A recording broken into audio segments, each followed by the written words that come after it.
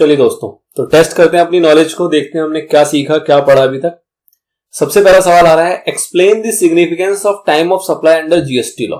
बताओ जी, time of supply की क्या सिग्निफिकेंस है जीएसटी लॉ के अंदर। तो बेसिकली तो थ्योरेटिकल सवाल हो गया, लेकिन स्टिल आपको यहां पे थोड़ा सा इलैबोरेट किस तरीके से करना है कि टाइम ऑफ सप्लाई बेसिकली क्या करता है, जीएसटी लॉ के अंदर क्या बताता है। तो सबसे पहला पॉइंट इसके अंदर क्या आएगा आपका, इन शॉर्ट अगर डिस्कस करें तो सबसे पहला पॉइंट आप इसमें क्या लिखोगे कि भैया ये वो पॉइंट ऑफ टाइम बताता है जब लायबिलिटी अराइज होगी, कब हमारी टैक्स पेमेंट की लायबिलिटी अराइज होगी, वो बताने में यही एक है जो कि मदद करता है हमारा। ठीक है, उसके बाद आपको यहां पे ये भी बताना पड़ेगा कि भैया जो टाइम ऑफ सप्लाई है वो गुड्स का अलग प्रोविजन है, अलग तरीके से कैलकुलेट होता है, और सर्विसेज का प्रोविजन जो है हमारा डिफरेंट बताया गया है। सेक्शन नंबर 12 जो है वो गुड्स की बात करता है और सेक्शन नंबर 13 जो है वो सर्विसेज की बात करता है। ठीक है, तो ये मोटी मोटी बातें हैं। और एक आप ड्यू डेट वाला चर्चा और कर सकते हो कि भैया लायबिलिटी अराइज तो हो जाती है, और लायबिलिटी अराइज को जब हम मर्ज करते हैं ड्यू डेट के कॉन्सेप्ट से, तब जाके हमारा क्या निकल के आता है, टैक्स पेमेंट की बात। ठीक है, तो थोड़ा सा थ्योरेटिकल आपको टाइम ऑफ सप्लाई का जो हमने स्टार्टिंग में रीड किया था वो पढ़ना है। इवन आप इसके आंसर से भी रीड कर सकते हो, मैंने हाईलाइट किया हुआ है, तो आप उतना भी रीड कर लोगे तो काफी है। ठीक है, नॉट मच। आगे अगला सवाल देखो, GST is payable on advance receive for supply of goods and services taxable under forward charge. Oh my god, do you agree with the statement, support your answer with legal opinions. बताओ जी, क्या कह गया, कह रहा है कि GST payable होता है on advance received for supply of goods भी और सर्विसेज भी टैक्सेबल अंडर फॉरवर्ड चार्ज। तो बताओ, फॉरवर्ड चार्ज में आपने क्या पढ़ा था कि भैया फॉरवर्ड चार्ज के अंदर अगर गुड्स होगा तो उस केस में आपका एडवांस जो होगा उसके ऊपर जीएसटी पे नहीं होता, लेकिन अगर फॉरवर्ड चार्ज के अंदर आपका सर्विसेज होगा तो उसके ऊपर आपका जो टैक्स है वो पे हो जाता है। अब ये पहले कह रहा है एग्री हो कि नहीं हो, तो ऑब्वियस सी बात है हम एग्री से स्टेटमेंट से नहीं है। एग्री नहीं हो फिर आप बता दोगे कैसे कैसे एग्री नहीं हो। अब यहाँ पे जो मेन पॉइंट कह रहा है वो कह रहा है आपको लीगल प्रोविजन अपने बताने पड़ेंगे आंसर लिखते वक्त। तो लीगल प्रोविजन का मतलब क्या हुआ कि फॉरवर्ड चार्ज की बात कर रहा है, गुड्स की बात कर रहा है, सर्विसेज की भी बात कर रहा है, मतलब कि सेक्शन 12 का सबसेक्शन 2 भी बताना है और सेक्शन 13 का सबसेक्शन 2 भी आपको यहाँ पे बता के चलना है। मतलब फॉरवर्ड चार्ज पूरा का पूरा जो आपने रिवीजन में पढ़ा, बेसिकली ऐसा कह लो कि जो रिवीजन में फॉरवर्ड चार्ज पढ़ा दोनों कंपैरिजन में, तो वो कंपैरिजन में आपको पूरा पूरा यहाँ पे कोट कर देना है और फिर कंक्लूड करते हुए बता देना है कि भैया एडवांस जो होगा वो अगर सर्विसेज के केस में मिलेगा तब तो टैक्सेबल है, लेकिन गुड्स के केस में मिलेगा और फॉरवर्ड चार्ज का प्रोविजन होगा तो वहां पे आपका एडवांस जो होगा वो टैक्सेबल नहीं होगा। तो कहीं ना कहीं आपको इनके प्रोविजन को यहाँ पे पूरा का पूरा कोट करना पड़ेगा अपने आंसर। ठीक है, चलिए आगे देखते हैं। Determine the time of supply in the following cases assuming that GST is payable under reverse charge। अब आएगा मजा। क्या कह रहा है कि भैया इन सिचुएशन में आपको क्या बताना है, आपको बताना है कि टाइम ऑफ सप्लाई क्या होगा, और सिचुएशन कौन सा है, रिवर्स चार्ज का। तो मैंने कहा था आपको फॉरवर्ड चार्ज में ज्यादा मजा नहीं है, ज्यादातर मजा जो है वो किसमें है, रिवर्स चार्ज के अंदर। तो देखो जी, रिवर्स चार्ज में अब एक चीज और यहां से आपको उठाना पड़ेगा कि भैया ये गुड्स का प्रोविजन है या सर्विसेज का है। तो आपको मोटा मोटा दिख जाएगा कि जो सवाल है वो किसके ऊपर है, गुड्स के ऊपर है। जब सवाल गुड्स के ऊपर हो और रिवर्स चार्ज का हो तो आपको पहले याद करना पड़ेगा अपने प्रोविजन। बताओ जी प्रोविजन क्या थे। तो प्रोविजन पहला था रिसिप्ट ऑफ गुड्स, आपको अर्लियर देखना है, इन तीनों में से अर्लियर देखना है। पहला था आपका रिसिप्ट ऑफ गुड्स, ठीक है सर। दूसरा क्या था, रिसिप्ट ऑफ गुड्स के बाद पेमेंट की डेट, दूसरा क्या था आपका, पेमेंट की डेट, और तीसरा क्या था आपका, इश्यू ऑफ इनवॉइस जो होगा, इश्यू ऑफ इनवॉइस जो होगा उसमें ऐड कर दोगे कितने दिन, 30 दिन। तो उसके बाद का जो दिन निकल के आएगा, 31वां दिन जो निकल के आएगा, वो आपका क्या कहलाएगा, यहां पे तीसरा फैक्टर। इन तीनों फैक्टर को आपको कंपेयर करना होता है और विच एवर इज अर्लियर जो होगा वो आपका क्या हो जाएगा, answer. This is the provision. चलिए जी, तो आप बेसिकली कह सकते हो कि एक डेट आपको ये दे रखी है, date of receipt of goods, पहला point. Date of payment by recipient of goods, दूसरा पॉइंट भी दे रखा है, और तीसरा date of issue of invoice wise दे रखा है। लेकिन इसमें आपको कितना ऐड करना पड़ेगा, इसमें आपको कितना ऐड करना पड़ेगा, 31st, मतलब 30 दिन के बाद वाले दिन है। तो बेसिकली आप कह सकते हो कि आपको इसमें कितना ऐड करना पड़ेगा, 31st।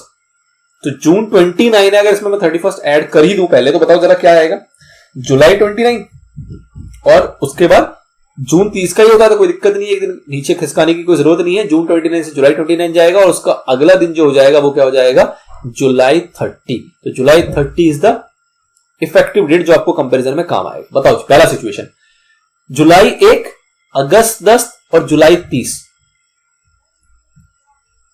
इसको थोड़ा फेयर करें तो इसमें अपने को 30 ऐड करना है, तो हमारा जो डेट निकल के आया वो निकल के आया जुलाई 30। ठीक है, चलिए, तो जुलाई 1 पहले आएगा या अगस्त 10 पहले आएगा या फिर जुलाई 30 पहले आएगा? तो बट ऑब्वियस सी बात है कि जुलाई 1 पहले आएगा। बहुत ही सिंपल सवाल है, प्रोविजन आपको पता होना चाहिए, कुछ बड़ी हार्ड एंड फास्ट चीज नहीं है। नेक्स्ट अगला सवाल, जुलाई 1 को गुड्स मिल गया, जून 25 को पेमेंट हो गई और इशू इनवॉइस किया गया जून 29 को प्लस 30 करने का है अपने को, तो ये जुलाई 30 हो जाएगा। इन तीनों में से विच एवर इज अर्लियर, तो जुलाई 30, जुलाई 1 और जून 25, तो अगेन अपर एंड दिख रहा है हमारा जून 25 जो होगा ये हमारा क्या हो जाएगा, time of supply. Next point, अब थोड़ा सा ये और अच्छा कर रहे हैं। जुलाई 1 को गुड्स रिसीव हुआ, पेमेंट की डेट आपको पता है कि पार्ट पेमेंट हुई है जून 30 को। ओहो, पार्ट पेमेंट वाला केस आ गया, मतलब एडवांस पेमेंट का केस आ गया। गुड्स हम कर रहे हैं, ठीक है, और बैलेंस अमाउंट जो पे हुआ है वो हुआ है जुलाई 20 को। बैलेंस अमाउंट जो पे हुआ है वो कब हुआ है, जुलाई 20 को, ठीक है जी। और जून 29, इसमें फिर से ऐड कर दो अपना 30, तो ये क्या हो जाएगा, जुलाई 30, ठीक है। ये 3 डेट अपने को पता है। अब आपको बताना है कि क्या होगा यहां पे प्रोविजन ऑफ सप्लाई, क्या होगा टाइम ऑफ सप्लाई। तो देखो ध्यान दो, जुलाई 1 जो है वो रिसिप्ट ऑफ गुड्स की डेट है, पार्ट पेमेंट हुआ। अब पार्ट पेमेंट को आप कह सकते हो कि एडवांस पेमेंट है। पार्ट पेमेंट का मतलब क्या हुआ, एडवांस पेमेंट है। तो पार्ट पेमेंट हुआ है कब, जून 30 को। तो जून 30 को जब पार्ट पेमेंट हुआ मतलब एडवांस हुआ। जब एडवांस हुआ तो आपको पता है कि गुड्स के केस में जब एडवांस होता है तो उस पर टैक्स नहीं लगता, ऐसा ही है, याद करो। ध्यान देने वाली बात है कि गुड्स के केस में अगर एडवांस होता है तो टैक्स नहीं लगता, लेकिन तब होता है ऐसा जब कौन सा केस होता है, फॉरवर्ड चार्ज का। ये रिवर्स चार्ज है, रिवर्स चार्ज में आपका टैक्सेबल होता है, ठीक है। तो अब आपको इसको 2 ट्रांजैक्शन मानना है। इसको क्या मानना है, आपको 2 ट्रांजैक्शन मानना है। अब 2 ट्रांजैक्शन जब आप मानोगे तो बोलोगे जुलाई 1, ये किसकी बात कर रहे हो, ये आप पार्ट पेमेंट की बात कर रहे हो, और फुल पेमेंट की बात अलग करोगे। तो जुलाई 1 को गुड्स रिसीव हुआ, चाहे पार्ट पेमेंट हो चाहे फुल पेमेंट हो, लेकिन पार्ट पेमेंट की जो डेट है वो अलग है। वो क्या है, जून 23 है, और फुल पेमेंट की डेट है वो क्या है, वो है आपकी जुलाई 20। कहने का मतलब क्या है कि जब भी ऐसी सिचुएशन आएगी तो उसको आपको 2 सिचुएशन में बांट लेना है कि पार्ट वाले का हिसाब अलग होगा। जैसे कि हमने एग्जांपल भी देखा था कि सपोज करो 3,000 रुपए यहां मिल गए और 12,000 रुपए बाद में मिल गए, कुल 15,000 रुपए का ये हमारा सौदा था, ठीक है ना। तो 3,000 रुपए के लिए प्रोविजन अलग आएगा, डेट अलग आएगी, टाइम ऑफ सप्लाई अलग आएगा। 12,000 रुपए के लिए सारी कहानी अलग हो जाएगी। अच्छा जी, तो ये 2 डेट बढ़ गया। और यहां पे बात करें डेट ऑफ इनवॉइस, वो तो सेम ही रहेगा। तो ये जुलाई 30 ही है आपका, ये कितना है, जुलाई 30 और जुलाई 30। अब आपको अर्लियर कंपेयर करना है, तो पहले सिचुएशन बताओ, जुलाई 1, जून 30 और जुलाई 30। तो अगर हम पहले वाली सिचुएशन बात करें तो जून 30 हमारा आंसर हो जाएगा, which ever is earlier, part payment के लिए। और फुल पेमेंट की बात करें तो जुलाई 1, जुलाई 20, जुलाई 30। तो ऑब्वियस सी बात है जुलाई 1 जो है वो हमारा आंसर हो जाएगा फुल पेमेंट के लिए। तो इसलिए ऐसे सिचुएशन में 2 आंसर निकल के आएंगे, 2 टाइम ऑफ सप्लाई निकल के आएगा, पार्ट पेमेंट का अलग, फुल पेमेंट का अलग, ठीक है। चलिए सर, ये समझ में आ गया अपने को अच्छे से, आगे बढ़ते हैं। 4th पॉइंट है, जुलाई 5 ये रिसिप्ट ऑफ गुड्स था, ये पेमेंट की बात हो रही थी, और ये आपका डेट ऑफ इश्यू इनवॉइस था जिसमें आपको 30 और जोड़ना है। तो जून 1 है, जून 1 में जब आप 30 जोड़ोगे तो बताओ क्या होगा, जून 1 है, जब आप इसमें 30 जोड़ोगे तो क्या होगा, जुलाई 1। और जुलाई 1 के बाद वाला दिन क्या आएगा, 2 जुलाई, ठीक है सर। जून 30 का होता है, ध्यान रखना है। तो 2 जुलाई हमारी इफेक्टिव डेट निकल के आएगी। इसकी भी निकाली लें एक बार, जून 29 है, 30 दिन जोड़ोगे तो जून 29 से 30 दिन क्या हो गया आपका, जुलाई 29। और जुलाई 29 के बाद जो अगला डेट आएगा वो क्या आएगा आपका, 30 जुलाई, ठीक है सर। जून 29 अगेन ये भी क्या आएगा, 30 जुलाई। ये लिख लेते हैं अपन, बार बार दिक्कत नहीं होगी। आओ जी पढ़ते हैं।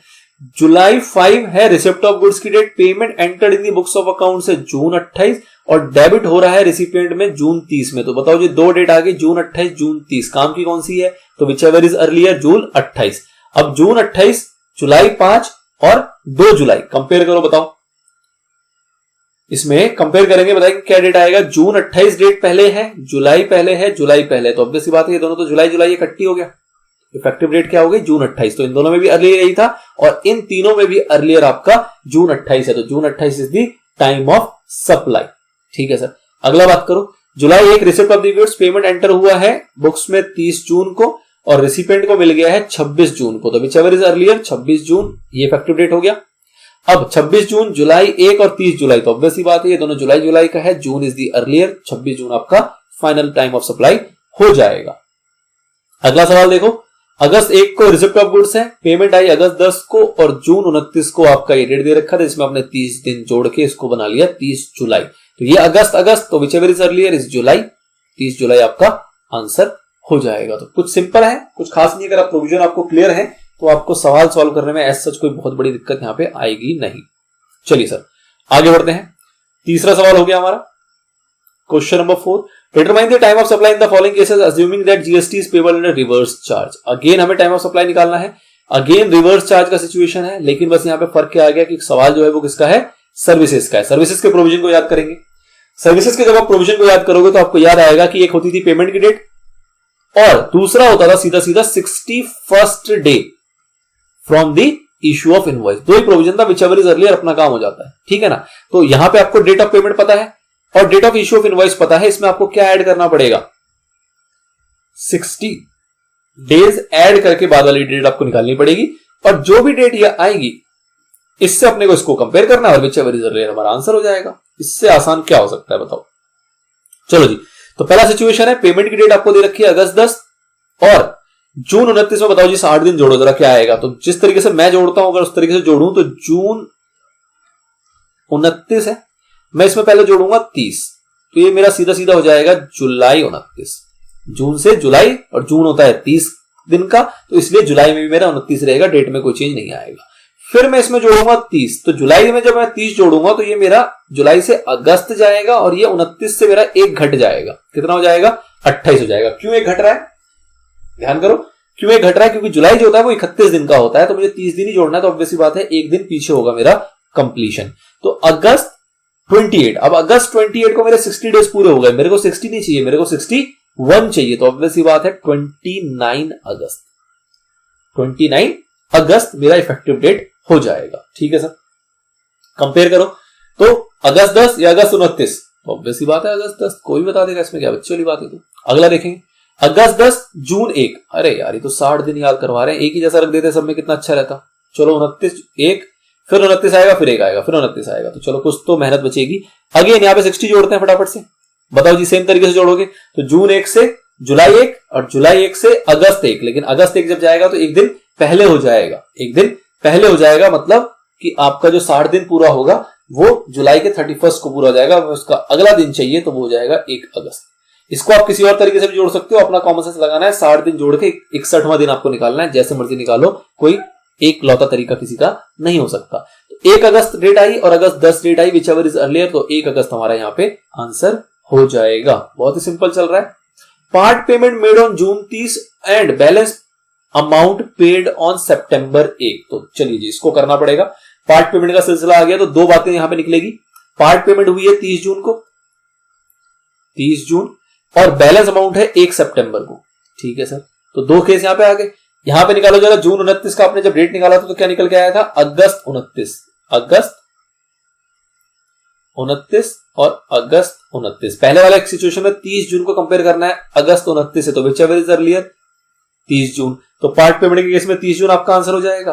और उसके बाद जब आप 1 सितंबर को फुल पेमेंट जब हुई, 1 सितंबर को कंपेयर करोगे अगस्त 29 से, तो आपका अगस्त 29 जो है ये अर्लियर डेट है, तो यहां पे इसका आंसर आपका अगस्त 29 हो जाएगा, एज सिंपल। चलिए, payment is entered in the books of account on June 28 और डेबिट हुआ रिसिपिएंट में जून 30, तो अपने को क्या लेना है, जून 28, विच एवर इज अर्लियर। और जून 28 को आप कंपेयर करोगे, इसमें जब जोड़ोगे 60, तो 1 जून को हमने यहां पे जोड़ा था, याद करो क्या आया था, 1 अगस्त आया था, तो 1 अगस्त से जब हम कंपेयर करेंगे जून 28 को, तो आंसर हो जाएगा आपका जून 28। इतना आसान, इतना आसान भी हो सकता है। अब देख लो है तो क्या करें, आगे बढ़िए, अगला सवाल पढ़ेंगे।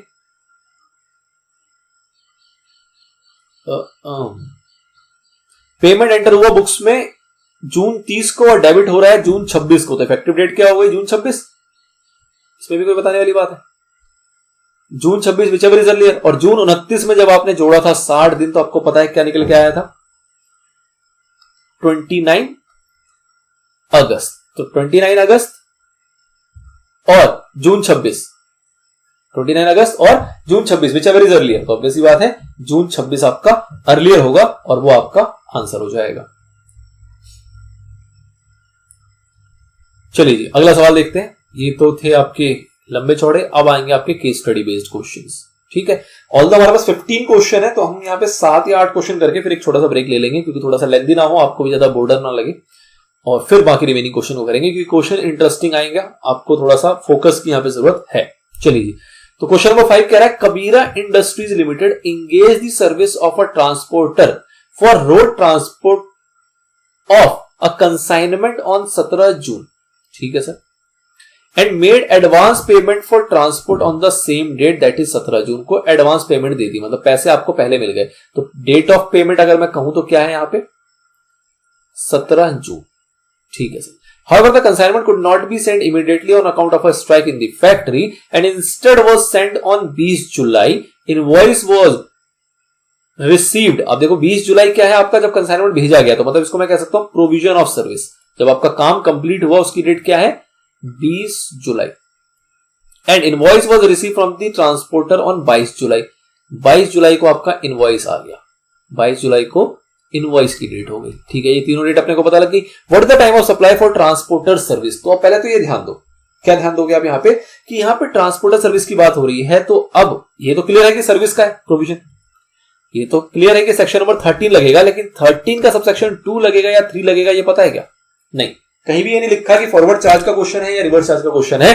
तो आपको अपने स्किल लगाने और आपको पता लगाना है कि रिवर्स चार्ज का क्या ये हो सकता है। तो आपको ध्यान आएगा कि भैया ट्रांसपोर्टर के केस में अगर रोड ट्रांसपोर्ट की बात हो, ठीक है, अगर ट्रांसपोर्टर के केस में रोड ट्रांसपोर्ट की बात हो और जो ये काम दे रहा हो वो रजिस्टर्ड एंटिटी है, आपकी लिमिटेड कंपनी है, तो उस स्टेज में आपका रिवर्स चार्ज लग जाता है। ये प्रोविजन हमने पिछले चैप्टर में पढ़ा हुआ है, आपको बस याद दिला दिया मैंने कि यहां पर रिवर्स चार्ज लग रहा है। सिचुएशन को देखो, सिचुएशन से आपको समझ में आएगा कि रिवर्स चार्ज एप्लीकेबल हो रहा है, गुड्स ट्रांसपोर्टेशन की बात हो रही है, रोड के थ्रू हो रही है, और जिसका ये काम है, मतलब जो रिसिपिएंट ऑफ सर्विस है, वो आपका एक रजिस्टर्ड पार्टी है, एक लिमिटेड कंपनी है, ठीक है। तो यहां पे आपका सबसेक्शन 3 लगेगा, रिवर्स चार्ज लगेगा। अब जब रिवर्स चार्ज लगेगा तो सर्विसेज केस में रिवर्स चार्ज के क्या प्रोविजन थे, तो उसके अंदर प्रोविजन क्या था, याद करो कि पेमेंट की डेट क्या है, डेट ऑफ पेमेंट, और 61st day from issue of invoice, ये था।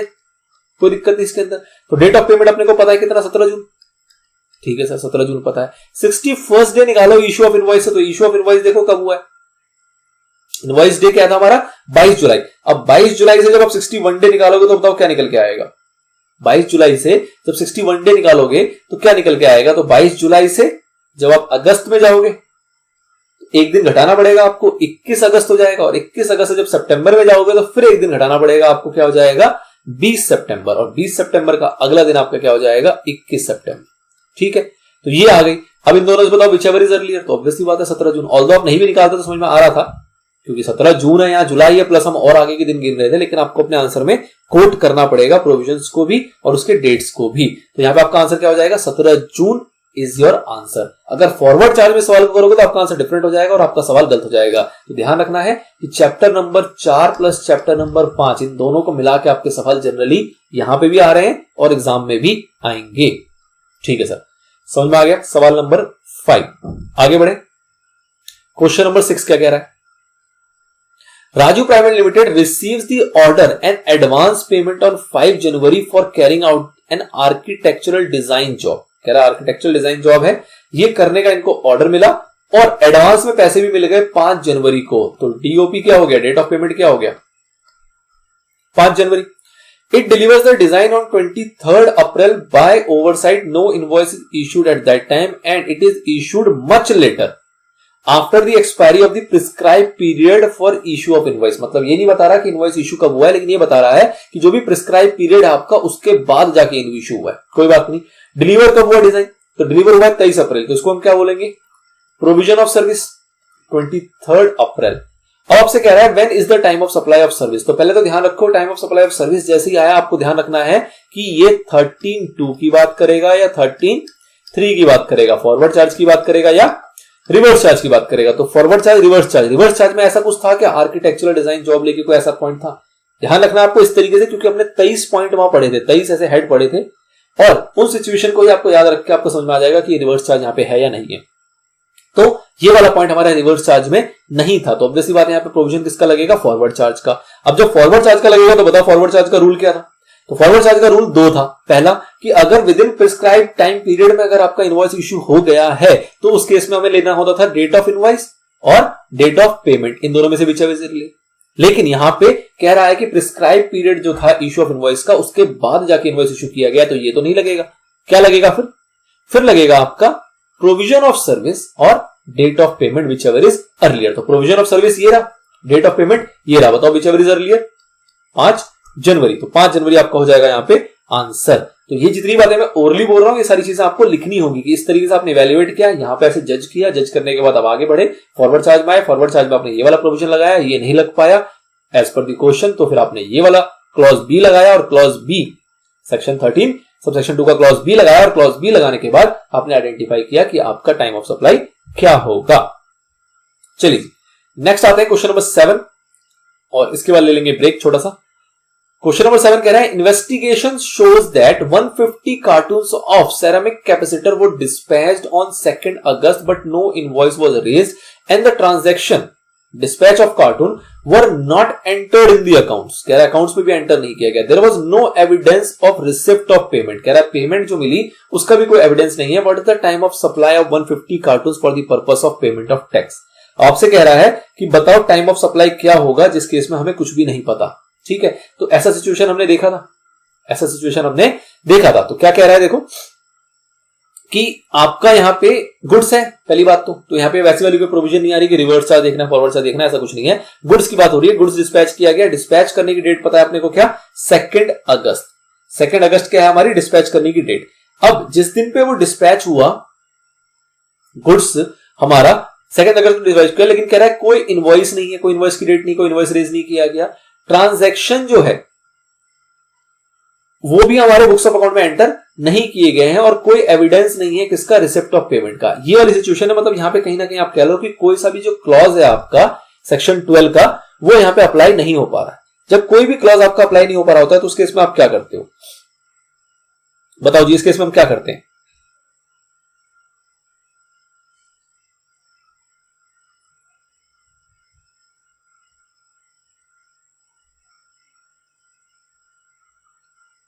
उस केस में हम सेक्शन 31 की बात कर रहे थे। ठीक है, मतलब कि जहां पे इनवॉइस इशू नहीं हुआ तो वहां पे आप क्या रूल लगाते थे, invoice ought to have been issued, मतलब इनवॉइस इशू हो जाना चाहिए था। तो बताओ जी कब इशू हो जाना चाहिए था, नहीं बता पा रहे, चलो ध्यान दो फिर, कोई बात। गुड्स का केस है, ठीक है सर, गुड्स के केस में और फॉरवर्ड चार्ज। ठीक है, गुड्स के केस में फॉरवर्ड चार्ज में हमने क्या देखा था कि भैया जो पेमेंट हमारे पास रिसीव हो गई, मतलब कि डेट ऑफ इनवॉइस और डेट ऑफ पेमेंट, इन दोनों में से हमें क्या देखना होता था, अर्लियर। अब डेट ऑफ इनवॉइस अपने को पता नहीं, डेट ऑफ पेमेंट पता नहीं। जब डेट ऑफ इनवॉइस नहीं पता तो हमें ये चीज पता थी कि भैया डेट ऑफ इनवॉइस ना पता हो तो वो डेट देखो जिस डेट पे इनवॉइस इश्यू हो जाना चाहिए था। तो जैसे हमें ये डेट के लिए झांकना पड़ेगा सेक्शन नंबर 31 में, तो सेक्शन नंबर 31 क्या कह रहा था कि भैया जो गुड्स है आपका वो डिलीवर हो गया या फिर डिस्पैच हो गया, आपके पास से निकल गया मूवमेंट के लिए, या फिर जो रिसिपिएंट है उसके वो एक्सेस में आ गया, वो उसको यूज कर पाएगा। इन सिचुएशन को कहता था कि इससे पहले, इस सिचुएशन मतलब डिलीवरी से पहले या डिलीवरी के डेट पे, डिस्पैच होने से पहले या डिस्पैच होने की डेट पे आपका जो है इनवॉइस वो इश्यू हो जाना चाहिए। तो सेक्शन 31 बेसिकली बात किसकी कर रहा था, डिस्पैच और डिलीवरी की। डिस्पैच होने से या डिलीवर होने से पहले या उस डेट पे आपका इनवॉइस इश्यू हो जाना चाहिए। तो इसके अकॉर्डिंग अगर हम ढूंढेंगे अपने सवाल में, तो हमारा सवाल देखो कब हमारा ये कैपेसिटर जो है वो डिस्पैच हुआ था, 2 अगस्त को। ठीक है, तो 2 अगस्त मेरा सेक्शन 31 के हिसाब से 2 अगस्त जो है वो मेरा क्या हो जाएगा, डेट ऑफ इनवॉइस की डेट, क्योंकि इससे पहले या इस डेट पे हो जाना चाहिए था, नहीं हुआ तो हम इस डेट को मान के चलेंगे, डेट ऑफ इनवॉइस की डेट। डेट ऑफ पेमेंट अपने को पता नहीं है, तो जब डेट ऑफ पेमेंट पता नहीं तो व्हिचएवर इज अर्लियर क्या माना जाएगा, ऑब्वियसली बात है डेट ऑफ इनवॉइस। तो इस अकॉर्डिंग 2 अगस्त जो होगा वो आपका क्या हो जाएगा, आंसर। टाइम ऑफ सप्लाई यहां पे 2 अगस्त आपका निकल के आ जाएगा। तो कहने का मतलब क्या है कि सिंपली प्रोविजन से सारी चीजें नहीं पता लग रही थी तो आपने एक सिरे से शुरू किया। डेट ऑफ इनवॉइस नहीं पता था तो आप सेक्शन 31 की हेल्प में गए। अब सपोज आपको डिस्पैच भी नहीं पता होता, डिस्पैच भी नहीं पता होता तो फिर क्या करते, फिर हम और किसी अगले पैरामीटर पे जाते, रेसिपिएंट की बात करते कि भैया जो रेसिपिएंट है उसको कब रिसीव हुआ है उससे देखते। बट यहां पे हमें पता था कि डिस्पैच कब हुआ है और डिस्पैच से हमें पता लग गया सेक्शन 31 की मदद से कि ये हमारा डेट ऑफ इनवॉइस क्या होगा। और डेट ऑफ इनवॉइस जब अपने को पता लग गया तो डेट ऑफ पेमेंट से कंपेयर करेंगे, डेट ऑफ पेमेंट नहीं पता तो कोई दिक्कत नहीं, अर्लियर हमारा डेट ऑफ इनवॉइस ही मान लिया जाएगा और हम कहेंगे कि ये 2 अगस्त से पहले पहले हमारा इनवॉइस इशू हो जाना चाहिए। और अगर 2 अगस्त से पहले पहले इनवॉइस इशू हो जाना चाहिए तो पेमेंट ऑफ टैक्स की पर्पस के लिए हमारा टाइम ऑफ सप्लाई भी क्या माना जाएगा, 2 अगस्त, जो कि हमारा date of issue of invoice हो चुका है अब। ठीक है, चलिए जी, तो बढ़िया बढ़िया हमने 7 क्वेश्चन यहाँ निपटाए हैं फटाफट से। बाकी बचे हुए क्वेश्चन के लिए एक लेते हैं ब्रेक, फिर 8 से लेके 15 तक को हम उसमें कवर कर लेंगे।